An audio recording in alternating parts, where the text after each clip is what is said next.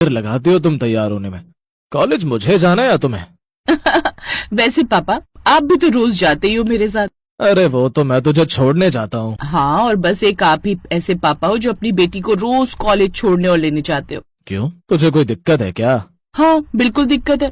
पता है मेरी सारी सहेलियां मजाक बनाती है मेरा, कहती है लो पापा की बेबी परी आ गई। तो ये तो अच्छी बात है ना, तू है ही अपने पापा की परी। रहने दो ना पापा, बातों में आपसे तो कभी नहीं जीत पाऊंगी मैं। रिया की बात सुनकर रामलाल हंस देता है और कार चलाने लगता है। रास्ते में रामलाल पुराने दिनों की यादों में खो जाता है।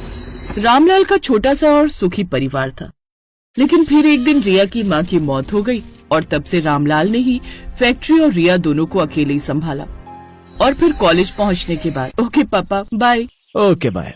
पापा की बेबी परी? उफ, गलती कर दी आपको बताकर। बाय। ठीक है बाय। और सुनो, मैं शाम को टाइम पर आ जाऊंगा, ठीक है ना? रामलाल अपनी इकलौती बेटी रिया से बहुत प्यार करते थे।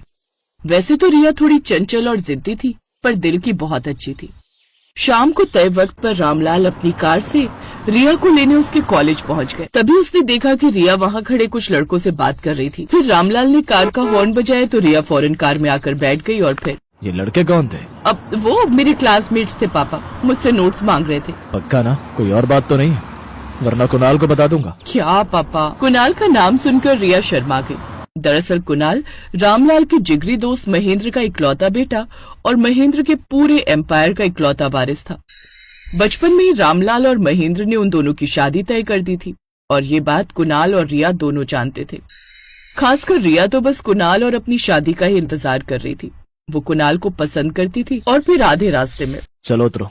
क्या हुआ पापा? अरे पानी पूरी नहीं खानी तुझे? हाँ, यू आर द बेस्ट पापा। जल्दी से 2 प्लेट पानी पूरी लगा दो यार। जी सर। ये लीजिए मैम। हाँ भाई, कुछ भी कहो, तुम्हारे हाथों में जादू है यार। कभी टिक्की और पापड़ी चाट खाकर भी देखिए सर, उतना ही टेस्टी बनाता हूँ। भाई आज नहीं, कभी और खाऊंगा। चलो अब चलता हूँ, ये लो अपने पैसे। नहीं सर, पिछली बार के बच गए थे, आज सब बराबर हो गया। अरे मुझे तो याद भी नहीं था। कोई बात नहीं सर, मुझे तो याद था ना। रामलाल ने ओम के कंधे पर हाथ रखा और मुस्कुराकर वहाँ से चले गए। फिर रास्ते में ये लड़का मुझे बहुत अच्छा लगता है, सबकी मदद करता है और देखा तुमने कितना ईमानदार भी है। पापा ऐसा भी कुछ खास नहीं है उसमें, आपको तो बस सबकी तारीफ करने की आदत है। नहीं बेटा, तुझे पता है एक शाम मेरी गाड़ी का टायर पंक्चर हो गया था। तब तो मैं उसे जानता भी नहीं था। मेरे घुटने में दर्द था, इसीलिए मैं चाहकर भी टायर चेंज नहीं कर पा रहा था। तब वो लड़का आया और उसने मेरी मदद की और बदले में एक पैसा भी नहीं लिया मुझसे। हाँ तो ये तो कोई भी कर देता। नहीं, कोई भी नहीं करता है। बहुत मतलबी है आज के जमाने के लोग। नहीं पापा, कुणाल को देखा आपने, वो कितना केयरिंग है। हाँ वो भी है। अच्छा सुन, तेरा कॉलेज खत्म होते ही मैं कुणाल से तेरी शादी की बात करूंगा। रामलाल चाहते थे कि कुणाल और रिया की शादी जल्द से जल्द हो जाए, लेकिन फिर एक हादसे में कुणाल के पिता महेंद्र की मौत हो गई और शादी की बात टल गई। फिर एक दिन कॉलेज में। Hi Riya. Oh wow, what a surprise. आज तुम्हें रिसीव करने में आया हूँ। तुम्हारे पापा का फोन आया था कि वो किसी मीटिंग में बिजी हैं, तो इसी बहाने तुमसे भी मिलना हो गया। चले? हाँ चलो ना। कार ड्राइव करते हुए कुणाल को रिया एकटक देखे